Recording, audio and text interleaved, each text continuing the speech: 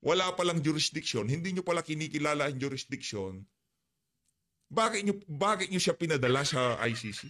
Nakantok pa ulit-ulit tayo, nabubwisit na rin ho tayo kung wala palang jurisdiction, kahit anong diffusion na notice, red notice, kung nanggaling yan, kung ang laman ng diffusion o warrant of arrest na yan galing ICC, dapat hindi natin ni-recognize. Kasi kukunin nila ang isa sa ating mga kababayan. Kung wala talaga silang jurisdiction. Ngayon dahil pinag-uusapan na interim release nitong si dating Pangulong Rodrigo Duterte, ngayon tayo magmamatigas na walang jurisdiction ng ICC. Aling clear naman Ganyan ho tayo gaguhin ng administrasyon ni Marcos Jr. Pasensya na ho sa salita Ganyan ho tayo ganyan ho paglaruan. Ganyan ho tingin nila sa pag-iisip ng sambayan ng Pilipino. Ganito ho kalaki. Akala ho nila mga walang utak ang mga nakikinig sa kanila. Ganyan ho ang tong Claire Castro na ito nabugwi. So it means that if we will not cooperate with the ICC, even that prayer or even that manifestation of the ICC, we will not recognize and stop that. Ganun ho sila kagago. Pinadala si Tatay Digong sa Netherlands na wala palang jurisdiction. Ngayong sinasabi na ng ICC, paano pagka pinagbigyan namin ang interim release nitong Ibig sabihin, tinapon na natin si Tatay Digong doon. Tinapon na natin ang isang Pilipino doon sa ICC. Ganun ho ba mangyayari dito? As in, wala na ho tayong pakialam dito sa ating kababayan na to na si dating Pangulong Rodrigo Duterte. Tandaan nyo ho ito mga kababayan, ganito ho tayo kung gagawin ng administrasyon ni Marcos Jr. Yung mga kababayan natin nasa death row sa iba't ibang bahagi ng Pilipinas, diyan sa Middle East, diyan sa Indonesia, nagbabayad pa ho tayo ng pera para ma-delay lamang ang kanilang pagkakagurgur. Nagbabayad pa ho tayo ng blood money doon sa mga nadisgrasya nila, sa mga trabaho nila. Yun ang ginagawa ng ating pamahalaan. Ngayon ito, nagbibigay na ng magandang bentahe para dito kay dating Pangulong Rodrigo Duterte. Ayan bibigyan na ng interim release itong si Tatay Digong, makakalaya na siya ng pansamantala. Di ba? Pagka nakalaya na yan, napakagandang nun, celebration ho sa atin yun, di ba? Bibigyan na ho siya ng kalayaan, isang Pilipino. Ngayon, nasasabihin lang ng Pilipinas, hindi jurisdiction kumbaga, sasang-ayon lang dun sa kondisyon na kung sakali na siguro kung ipatawag siya dyan sa ICC, kailangan niyang doon sumipot sa mga hearing o kung ano pa man yung mapag-usapan, kondisyon dyan sa interim release na yan.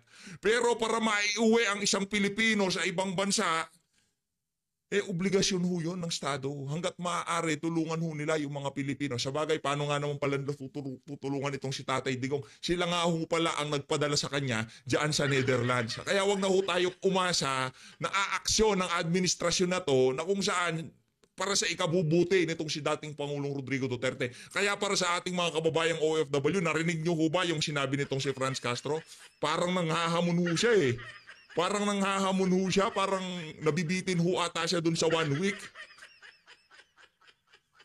Nabibitin ho ata itong si Franz Castro dun sa 1 week, binibwisit ho niya yung mga kababayan nating OFW. Anak ng tokwa, sinasabi na ng ICC, yun, baka bigyan na namin ng interim release, palayain na namin Usap tayo, anong kasunduan natin dito. Ngayon sasabihin nyo, walang jurisdiction pagkatapos yung pinadala ang mama dyan sa ICC. Mga ugok pala kayo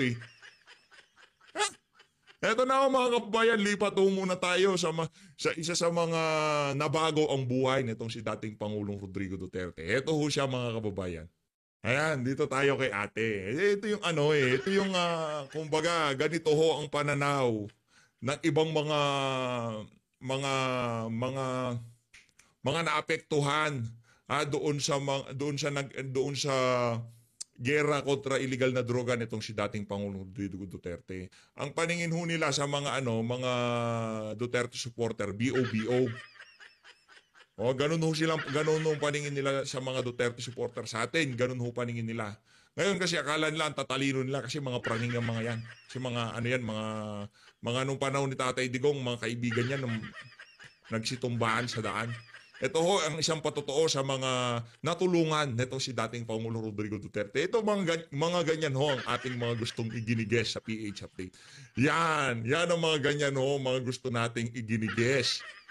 Di ba? O, yan ang mga pinipicture ho natin ngayong mga panahon na to. Di ba kagabi meron din ho tayo yung si ate girl, saksakan din ng ganda. Ito si madam, syempre. Pakinggan ho natin itong mga kababayan. Malupit ito. Tinatawag nila akong BOB dahil sumusuport ako kay Duterte. Alam nyo ba, isa ako sa mga naka-experience ng, hindi ko alam kung paano ko ba to i-explain. Para sa akin, sige, tawagin nyo na akong BOB.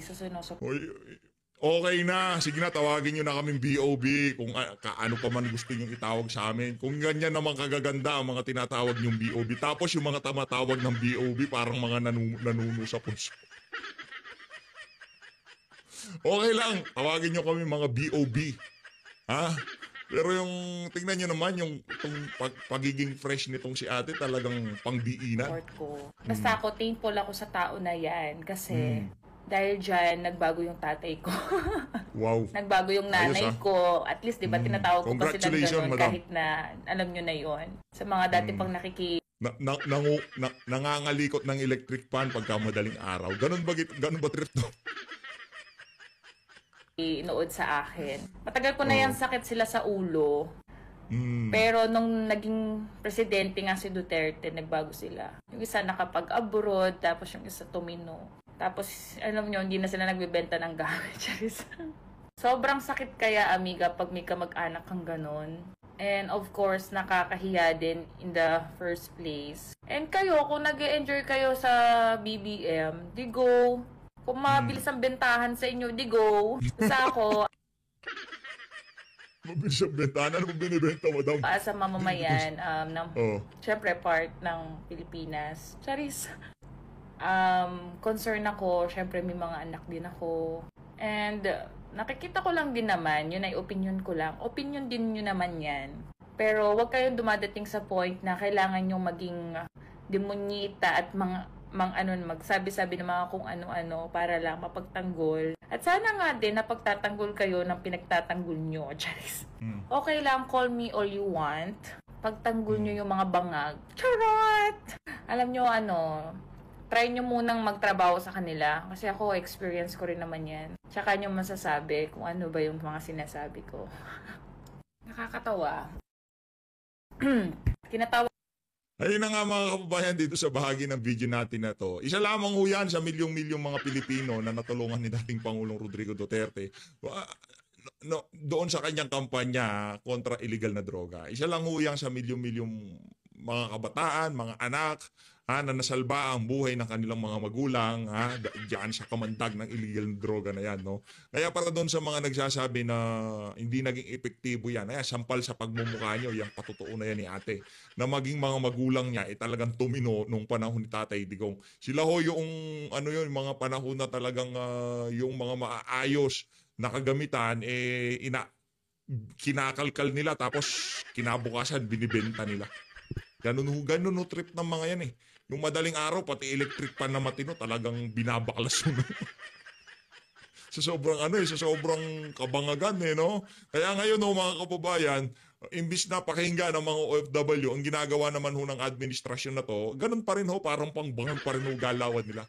Imbis na isipin nila na saan ba nanggagaling itong mga OFW na to? Bakit ganito sila mag-isip? Hindi. Ang sagot ho nila, tatakutin ho nila mga OFW na, sige kayo, yung mga tax privileges nyo, tatanggalin namin. Baka biglang mawala yan, yung mga tax privilege nyo. Sa tingin nyo ho ba mabubuisit nyo, matatakot nyo yung mga kababayan nating OFW? Baka pagka nagalit yan, 1 linggo lang, baka gawing 2 linggo pa yan. Diyan sa mga sinasabi na yun ni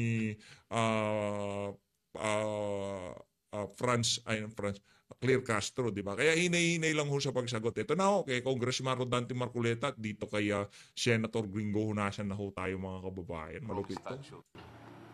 Kasi po bilang isang abogado, naiintindihan ko naman po na hindi nanaig yung prinsipyo na mismong kumakatawan sa ICC, yung pong principle ng complementarity. Alam po namin, napapasok lamang ang tulong ng isang hukumang kagaya ng ICC kung ang ating judicial system po ay hindi na gumagana o ayaw gumana o kinokontrol yung kanyang pagkana siguro.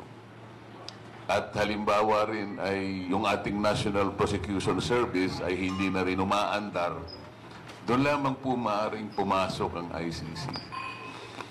Kaya po yung ginawa nila na panghihimasok ng ganun lang, nang hindi man lang tiningnan po, hindi man lang nagkaroon po ng determination kung ang ating bansa po ay hindi na gumagana ang ating mga batas. So isang sampal po ito mula sa pinakamababang hukuman ng ating bansa hanggang sa kataas-taasang hukuman, ito po yung ating Korte Suprema.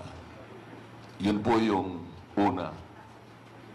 Pangalawa po, bilang isang abogado rin, alam ko po na wala na pong jurisdiction kasi ang ICC dahil nung tayo po ay mag-withdraw bilang kasapi na po doon sa itinatadhana ng Rome Statute, ay nagkaroon po ng problema. Ito po yung pivotal issue kasi. Meron po silang sinasabi na yun pong charge na pilit na ikinakapit sa dating Pangulo ay yung allegations po ay naganap daw nung tayo pa ay miyembro ng ICC. Kaya po meron daw po silang jurisdiction. Ang problema po, nung hingin naman niya, nung prosecutor, yung mandato para mag-imbestiga o mag-umpisa na ng pag-imbestiga, effective na po yung withdrawal natin. So, meron pong pagkakaiba yung tinatawag nating existence of jurisdiction at saka yung exercise ng jurisdiction. In my humble opinion po, dahil nga po sa pagkaka-withdraw natin at nung humingi ng pahintulot yung prosecutor na magsimula ng pag-iimbestiga, effective na po yung withdrawal. Sangayon po sa pagkakaintindi ko, sa patakaran ng ICC, 3 po kasing jurisdictional contacts ang kinakailangan mangibabaw para mag-acquire ng jurisdiction ng ICC. Ito po yung jurisdiction sa subject matter. Ito po yung material. Mayroon pang territorial, mayroong personal, at mayroong temporal jurisdiction. Yun pong temporal jurisdiction ang problematic dito sapagkat nag-withdraw na tayo. Nagti-trigger lamang po yung right to acquire jurisdiction kapag ka po nagpasya na yung prosecutor na humingi ng permiso. Ang problema po niya, nung magpasya siya na humingi ng permiso, hindi na po tayo miyembro. Ito po yung pivotal issue. Kaya palagay ko po, nung mag-issue sila ng warrant of arrest, wala na po talagang jurisdiction.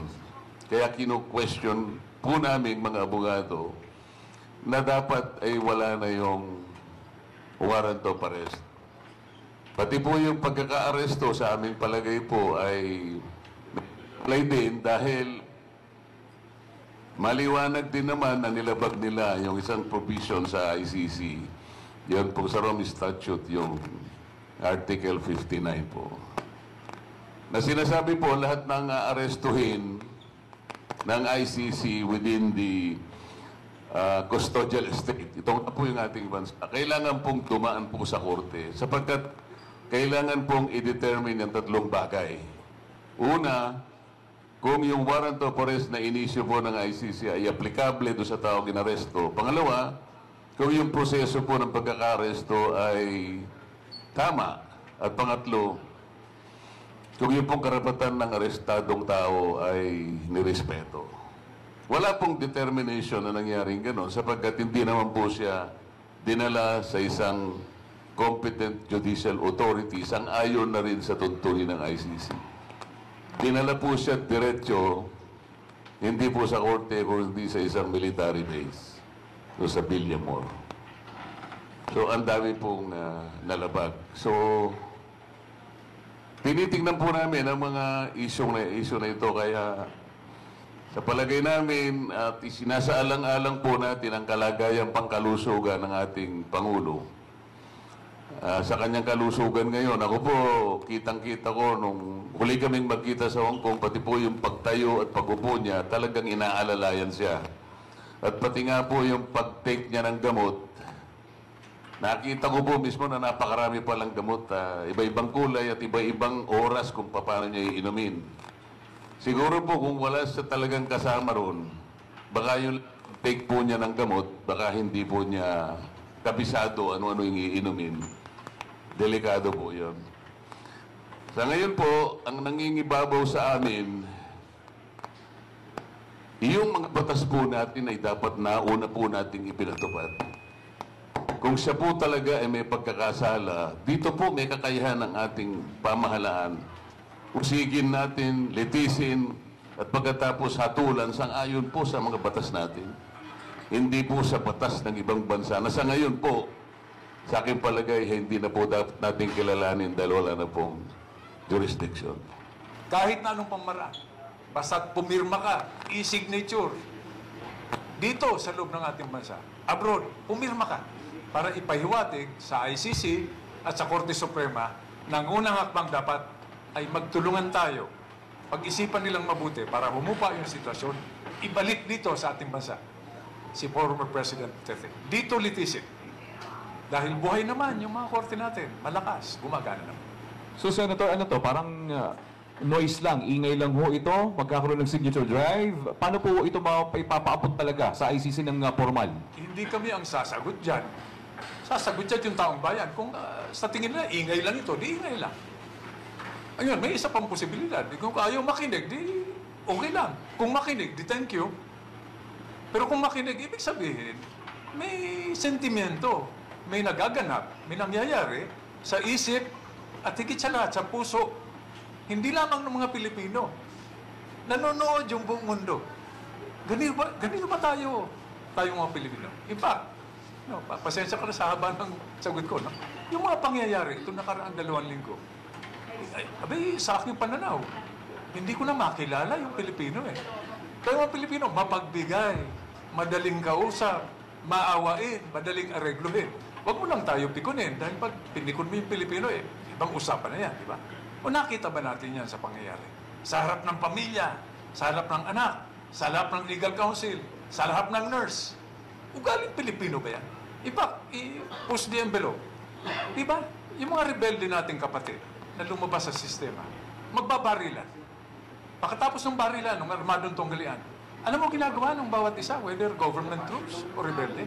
Hinahanap yung battlefield dun sa mga nasugatan na pwede bang dalhin sa ospital. Ganon tayong Pilipino. Walang kultura na ganon. Sa ibang bansa, hahanapin yun para tudasin na. Kasus pa sa ospital. Sinasabi ko lang ito, no, dahil ito talagang issue ngayon. Yung po, makikinig kung ingay lang, walang problema. Pero kung makinig, abay, unang hakbang eh.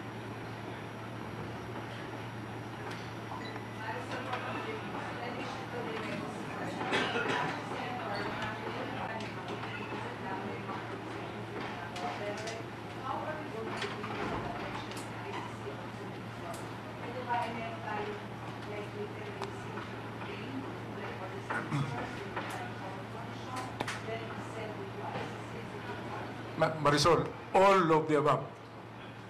Pupunta kami sa Liwasang Bonifacio. Maglalagay kami ng desk doon. Yung interesado, pumirma kayo. Online, pirma. Doon sa Netherlands, pirma. Sa London, pirma. Sa US, pirma. Pumirma kayo. Tumaya kayo. Hindi pwedeng. Problema kasi yung mga nag-advocate ng gulo, ito yung may ticket na pag nagkagulo, alis. Di ba? O kaya magkukulong sa bahay. Pagkatapos ng gulo, lalabas, at kakampi dun sa nanalo. Hindi ugaling Pilipino yan. So anything, lahat, online, desk. Pero kailangan, bunuin natin ito, di ba? Hindi pwedeng kayo-kayo lang o tayo-tayo lang. At magiging instrumento kayo sa media para ipaabot itong effort na ito.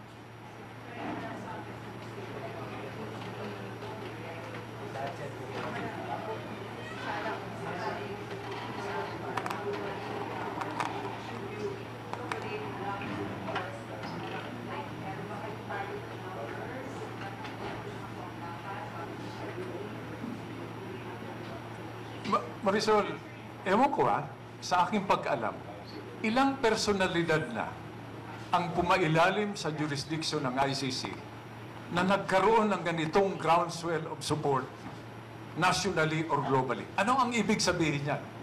Itong mga personalidad, hindi ko alam baka meron.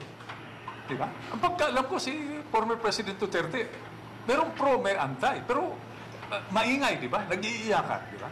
Nakakita na ba tayo ng ganitong sitwasyon?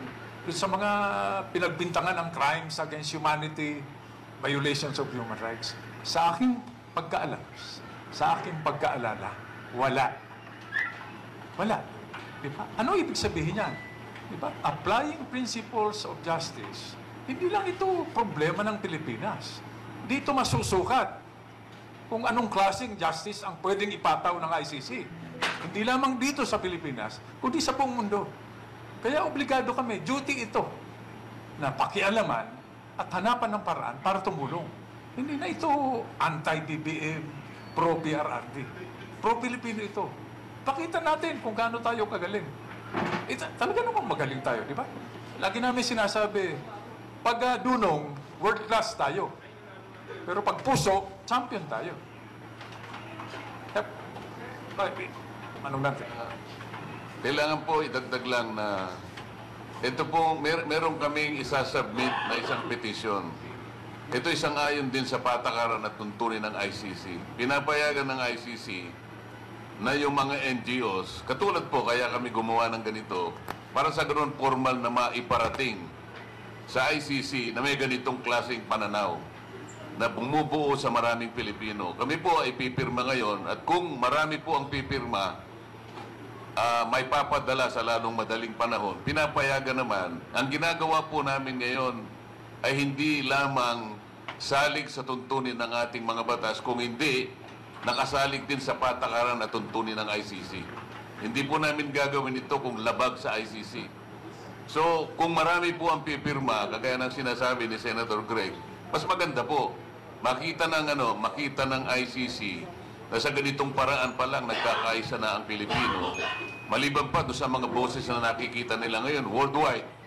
This is a formal petition to be submitted before the ICC, which is consistent with the provisions of the Rome Statute. Yan po yan. Hindi po ito'y parang tira bulag lang. Hindi po. Ito'y padadala sa ICC. Bago yun, bibigyan ko rin ng pagkakataon kasi si Gerald Dado Valeroso at si Captain Dante Lakit, no? Pero idadagdag ko lang, no?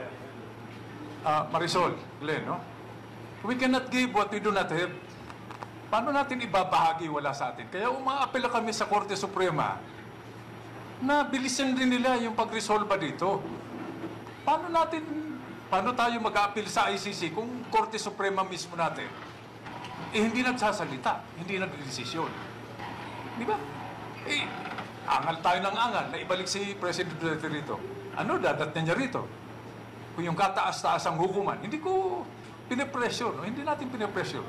Sabi nga ni Manong Dante, kami, no? Kung may makinig, thank you. Di ba? Yung ICC, makinig. Maraming salamat. Kung kaming apat na lang ang pipira, thank you pa rin. At least nailatag namin. Nagsimula kami. Hindi problema. By the way, kami ni Manong Dante, unahan ko na kayo, no? Kandidato kami. Wala kaming pakialam kung matalo kami o manalo. Pinag-usapan dito, bayan. If there's any political benefit that any candidate will derive from this, no?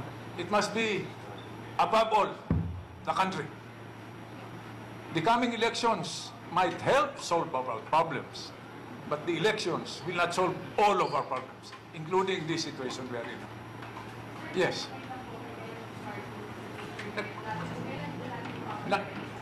Nagsimula na. May website kami. Kumunik na lang kayo. Mag-ingat lang kayo, di ba? Uso hacking ngayon. So pag may duda ka, huwag ka muna mag-ano. Okay, yes. Asam. It has happened already. The other day, I was in Davao, but hayaan ko na lang na magtanong kayo kung ano nangyari ron.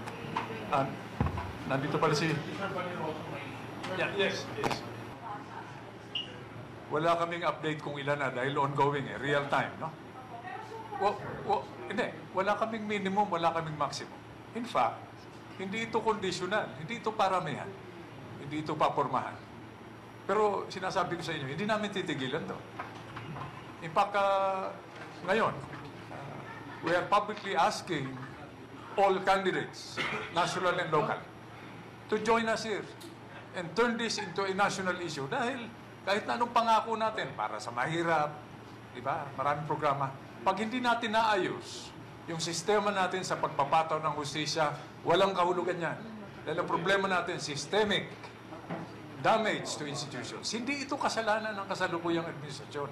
Lamang, cumulative ito, napabayaan. We have been doing the same thing historically, economically, politically, in terms of security, and expecting a different result. May tawag dyan, pero hindi natin tutukuyin yan. Bibigyan namin kayo ng current update, a running inventory of how many signatures. But hindi namin ito husgan kung successful ba tayo after we hit the so many number, no? Mark. No? Hindi ito quantitative.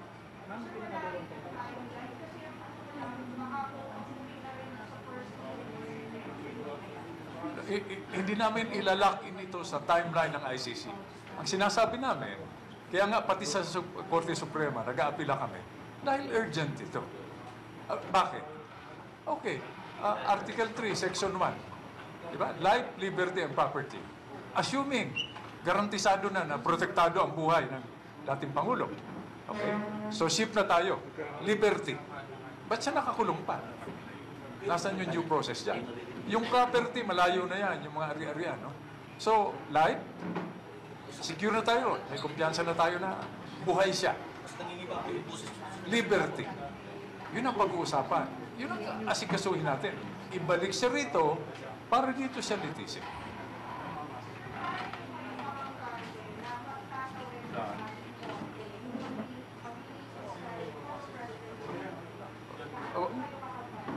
Alam niyo naman, di ba? Parang buhay yan eh. Walang kasiguruhan. Pero kailangan ngayon, may tumayo na. Sinasabi namin, wag niyo naman kami pabayaan eh. Tatayo-tayo kami eh. Hindi naman pala ito ang pakiramdam ninyo. Sa inyo, okay lang. Eh sa amin, hindi okay lang. Di ba? Kung suriin ninyo yung pinagdaanan namin, yung history namin, personal and background as a public officials, no? You will see the consistency. Pag bayan na pinag-uusapan, kinabukasan na ng ating mga anak, di ba? Kailangan manindigan na tayo. Rudy. Criminal justice system natin dito sa ating bayan na matagal ng bulok at korap. So kayo, naniniwala kayo na magiging maayos ang takbo niyan pag si President Duterte ang sinalang, ganun ba? At alam ba natin, di ba, Senator Greg, alam naman namin sa media na ganyan kabulok, korap ang criminal justice system sa ating bayan. And but above all, it favors the powerful, the elite, and the wealthy. Mga karamihan, mga politiko. Hindi po ba? Sa totoo lang. So baka natitiwala kayo na sa ganyang sistema, mapawalang sala si President Duterte? Dodi, mawalang gana, no? Medyo naguguluhan ako doon sa... Dahil maganda, dahil nagsasalita na tayo ngayon. Pero ayoko magsimula tayo sa turuan at sisiyan. Accepted na may institutional damage. Diba? May kabulukan yung sistema, pero hindi lang naman ngayon nangyari yan. Diba? Dahil kung mauwi na naman tayo sa turuan at sisiyan, ang susunod dyan, next step is piko na. Pag nakapikunan, iyakan na. Personalan na. Yun ang ayaw natin mangyari. Dahil we have to start on the right foot. Na ngayon, sabihin mo, totoo naman, di ba? Historically. Ang kausap mo, galing na tayo dyan, di ba? Kung pag-usapang kaguluhan, galing na kami dyan. Kung may magkukomentaryo naman, sino kami para magsalita? Yun nga ang punto eh. Galing na kami dyan. Di ba? Ayaw natin na bumalik tayo doon. So we have to start on the right foot. But I agree with you. So much repair has to be undertaken, no? Institutional damage. But I agree with you. But first step, ibalik dito. And protect life, liberty. Ayusin natin yung protection of liberty. And then that should be small. By the way, Dodi, mahirap to. Itong gagawin natin, hindi ito walk in the park. Mahirap itong gagawin natin. Itong gagawin natin. Hindi ito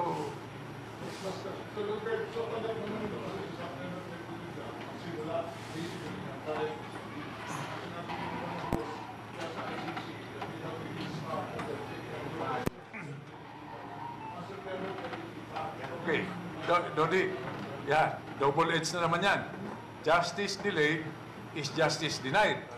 Correct? Huwag naman sana umabot na ng September. Justice delayed eh. At the same time, pakawalan ninyo as soon as possible. Bilisan nyo. Dahil deprivation of liberty na eh. Yun ang pagkaintindi ko. Diba? Kung mali pagkaintindi ko, di magsalita tayo. So, it's a balancing act. Constitutional principle, balancing of interest. Hindi pwede ritong one side lang. Scale it up or down. Hindi tayo pwedeng pro or anti. Basta ito, pro-Filipino. Ang effort natin. Yes, Marisol. Sorry. Yep.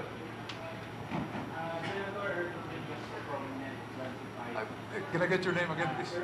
Yeah. Ako, Sen, can you tell us kung mga presentation sa pag-usapan with Baste. Si Mayor Baste. Pumunta ako sa Davao. Okay, Earl, no? Okay, Earl, pumunta na lang. Pagod ka. Pumunta ako dun sa munisipyo. Bakit? Diba? Card-bearing member ng RAM at ng Guardians, si former President Duterte. Nung ako ay fugitive, nagtatago, kinupkup niya yung anak ko. Paano ko naman hindi tatanawin na utang na loob? Ugaling Pilipino. Ha? So nagpunta ako roon, wala naman ang access sa egg. Hindi ko naman alam kung saan i-greet ng happy birthday si Congressman Pulong. Wala rin akong access kay Vice President. So pinuntahan ko si Baste. Nag-meeting kaming dalawa lang. Sabi ko, Mayor Baste, nandito ako to express personal concern and support. Pakisabi sa tatay mo. Diba? Punta ako rito. That's my primary objective. Pangalawa, sabi ko, pag-isipan natin kung paano natin pagtutulungan para bumupa ang sitwasyon. By the way, lantad dito, hindi ako humingi ng secret meeting sa munisipyo. Diba? Nandun. Open, public, walang tinatago. Ano pa sabi ko sa kanya? Sabi ko, yung tatay mo at ako, yung generation namin, kasama na si Manong Dante, we have made serious errors in judgment. Marami kaming pagkakamali na hindi na namin pwedeng bawiin. Kaya kami nandito ngayon. Pero sabi ko, Mayor Baste, ang dami ninyo, mga bata na mayor, congressman, candidates, di ba? Hindi ko na babagting yung mga pangalan, baka, di ba? Campaigning na naman dito, di ba? Sabi ko, mag-usap-usap kayo dahil kayo ang majority. Pag-usapan ninyo kung paano gagamutin yung mga pagkakamali namin so that we can move this country forward. Dahil ibang klase kayo, hindi kayo pareho mag-isip ng mga nauna sa inyo. Yun ang sinabi ko. At pangatlo, sabi ko sa kanya, alam mo, sabi sa akin, Earl, alam mo, Senator, hindi ko maintindihan. Yung politics, naintindihan naman natin yan. Kami magkapatid, yung papa namin.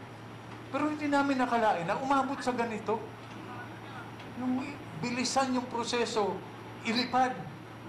No? Kaya nga ito, di ba? Nangyayari ito. Kung medyo naging mahinahon tayo, huwag pa dalos-dalos. Of course, may contrary opinion, no? Pero andito kami para ilan dito. And our only way is a signature campaign. Para maka-head count tayo. Maka-head count, pero it's not bound by quantity of signatures. It's the quality of the commitment and the signatures. Yeah. Go follow up. Yeah. Additional po, can we get po kung are we confident na gamitin ko na po isa yung kanto na may mga nakita tayong bukas for the process of RRB na yung agad sa kahit. Yung mga nakita po natin bukas na are we confident na sa tingin nyo? Again, ayaw namin pumunta dun sa usapin na yon. Kaya sabi ko nga, pauna, di ba? This is not a purely legal issue. Walang konsensus sa legal eh. Kanya-kanyang opinion. Even yung constitutionalist, lalo na pag political ang usapin. Kanya-kanyang opinion. So, what do we do? Balik tayo dun sa sinabi ko. Unity. Stability. Di ba? Social cohesion. para magkaroon ng economic prosperity at maging predictable tayo. Matagal na natin sinabi yan early, ba? We are exposing in public hearings our strengths and weaknesses as a developing country to temporary friends and adversaries. Pinanunod sila. Hindi ko nasa isma. Ang gugulo nila, no? Yeah. Yun ang concern. Oval. Yes, ma'am. Sa para speaking po ngayon as press officer Tony Claire Castro na kailangan daw ay magpag-meeting daw po sa legal counsel at hindi daw karating baka tumatulong yung usap ko na hindi lang daw po kayo pakanggan ng ICC. Ito muna. May paunasagot man dante, no? Ba't naman ako aasa sa opinion nila? Initiative natin ito eh. Hindi importante sa amin kung ano ang legal opinion, political opinion. Diba? Dahil kung i-angkla na naman namin itong initiative sa legal counsel ni PRRD, hindi ikakahon na naman kami. Sabihin, this is a pro-Duterte effort. By the same manner, no, na nung magpunta ako sa Davao, pinasabihan na namin yung mga kaibigan namin doon sa palasyo. Napupunta kami roon. Hindi para guluhin, o para mag-udyok, manggatong, mansulsol, in a personal capacity, to find out if there is an avenue for working together, crossing partisan political lines, para pag-usapan ito. Ayaw namin i-angkla yung posisyon namin sa isang sektor lang, isang grupo lang. Ano na?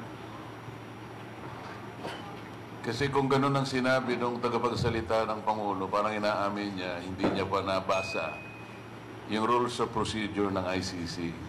Kasi itong ginawa namin ngayon, kung babasahin mo yung procedure, independent ito doon sa gagawin ng mga abogado ng dating Pangulo. Dahil ito'y nakalagay sa kanila mismong patakaran. Pwede tayong magpaabot ng saloobin ng isang NGO patungkol kung sino yung gusto nating bigyan ng suporta by way of a lobby, kagaya nito. At hindi ko nga maintindihan ba't kailangan mag-offer siya ng advice na yon.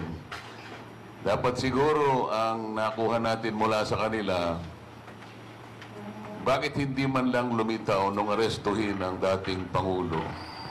Samantalang sinasabi nila na ginawa yung pag-aaresto in compliance with the obligation under the Interpol. Kaya lang hindi nyo napansin na hindi man lang nag-figure out kung sino yung representative ng Interpol. Di ba napakalaking ng importansya ng Interpol sapagkat doon pala nakasalig yung pagkaka-aresto sa Pangulo. Dapat lumitaw sana bago inaresto yung Pangulong Duterte, malinaw sana na yung physical copy ng warrant of arrest pinresenta eh. Hindi malinaw yung ganun eh. Parang nauna yung pag-aaresto kaysa sa presentation or serving ng warrant of arrest. Malinaw yun eh. Nakikita ko kasi binabasa lang ng General Torre mula dun sa kanyang cellphone. Parang wala yung warrant of arrest eh. So dapat sana yung representative ng Interpol maliwanag nandun sana sa sana'y nagpapaliwanag, hindi si General Torre, hindi yung tagapagsalita ng PNP. Hindi nyo ba naitanong bakit yung pati yung nagbasa ng Miranda rights, bakit si General Torre? Bakit wala man lang, okay lang siguro siyang magbasa, ngunit nandun sana sa tabi niya yung representative ng Interpol. Palagi niyang sinasabi PCTC ng PCTC, ngunit hindi man lang nila pinalitaw nasaan yung executive ng PCTC. Sa pagkakaalam ko, ito yung counterpart, local counterpart ng Interpol sa ating bansa. Hindi man lang ninyo tinanong sa kanila, nasaan po yung Interpol? Bakit po si Torre na lang ang salita ng salita at saka yung PNP? Samantalang inamin po nila, dinig na dinig ko, na kaya lang sila nandun, sabi daw ng Interpol, nag-request sila ng police and security assistance. That was the only role of the PNP, to provide security and police assistance.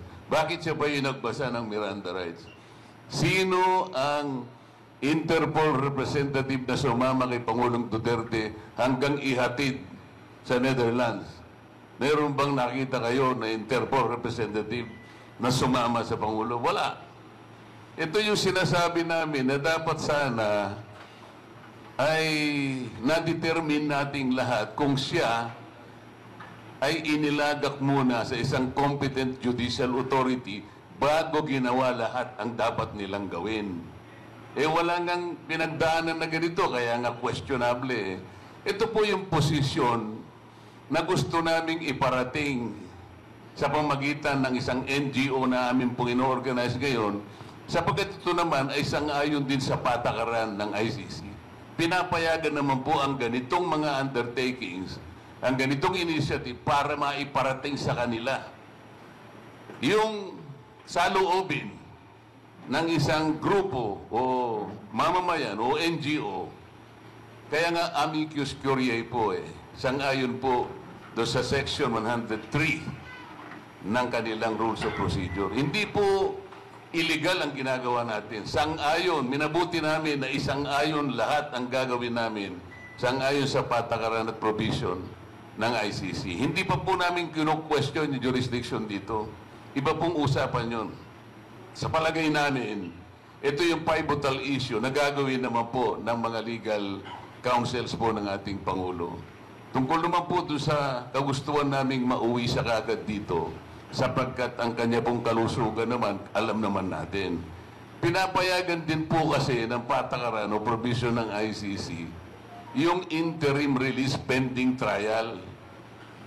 Kung halimbawa po, September talaga yung actual trial, kinakailangan pong ma-determine yung po bang continued detention ng dating Pangulo is required while waiting for the trial.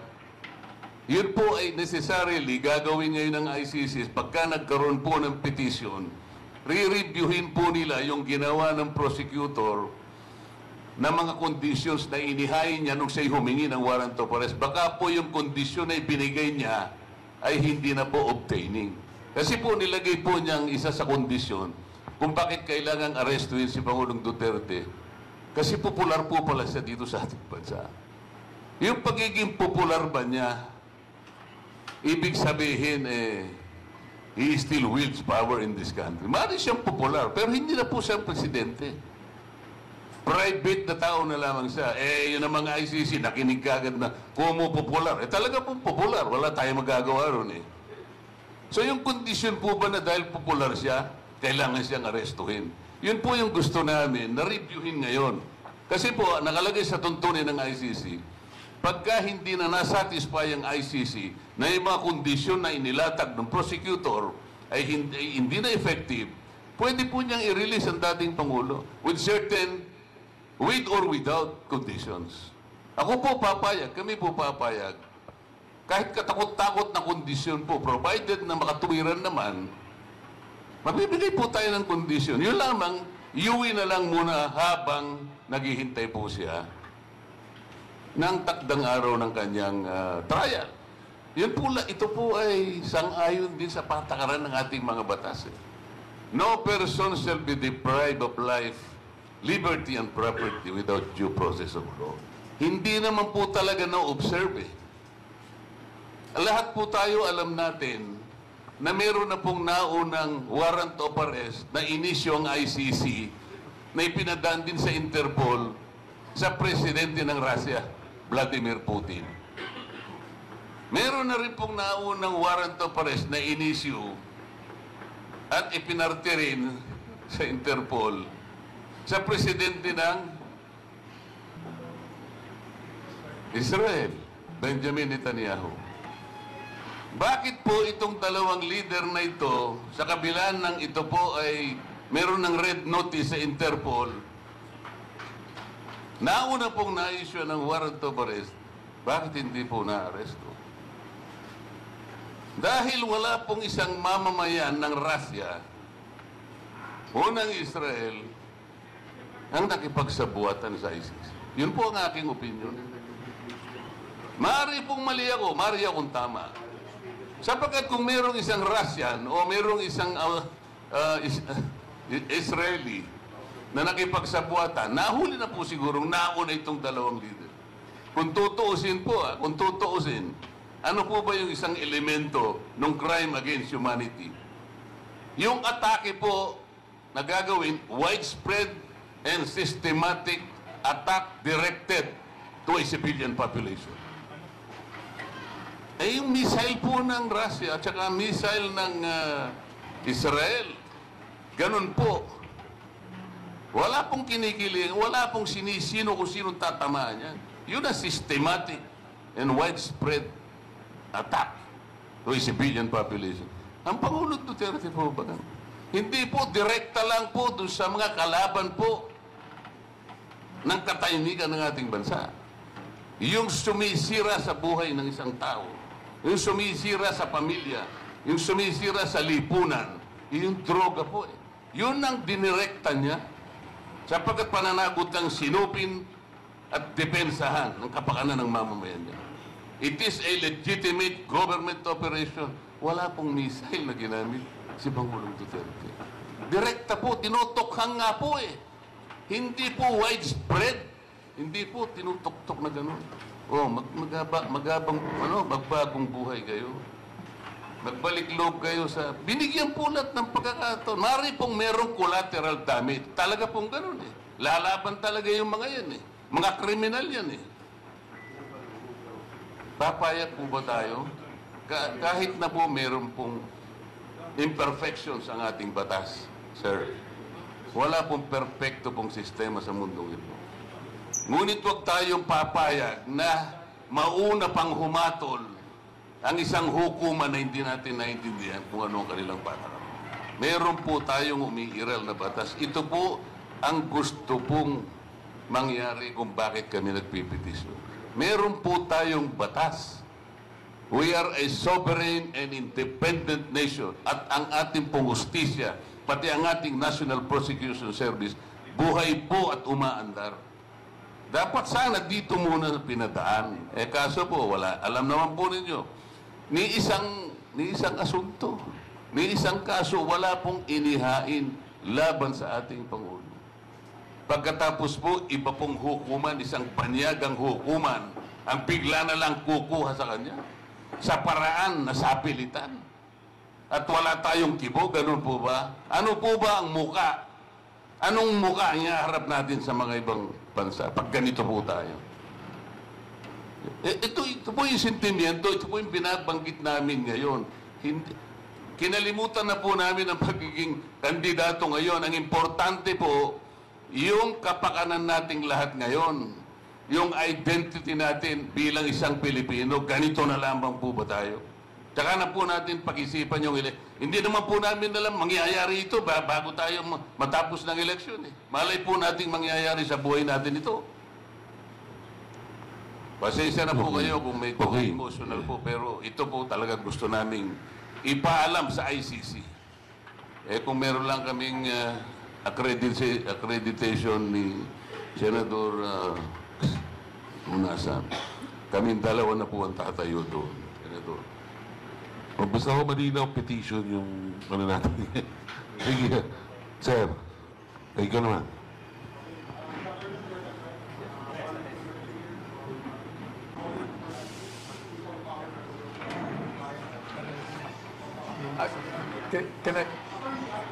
Can I get your name again, please?